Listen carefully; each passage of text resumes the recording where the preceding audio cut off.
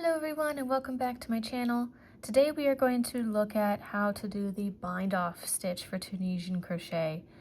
Now on this project, so I'm using simple Tunisian here, you'll notice that on the last row after the return pass that there's a bunch of gaps because it's there because you're going to be doing another row. Well, you don't want to really finish off your project like that, and so one thing you can do to help mitigate that is to do a bind off stitch. Thankfully, it's pretty straightforward. So I have everything prepared as if I'm going to do another row.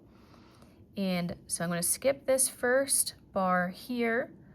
And I'm going to go through the front bar as if I was going to do the Tunisian simple.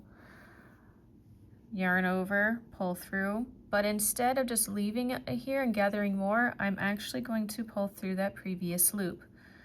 And I'm going to do that all the way across.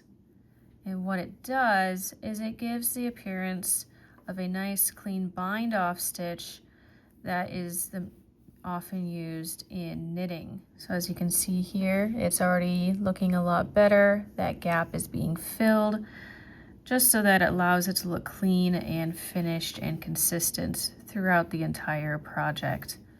Once you have finished going all the way across, then you can cut your ends and weave them in. But yeah, that is the basics of doing a basic bind off stitch in Tunisian crochet. Please let me know in the comments if you have any questions or other video suggestions. And if you like this video, please consider liking and subscribing to see more of my videos and to check out my channel and see what other stitches and whatnot that I'm teaching you guys.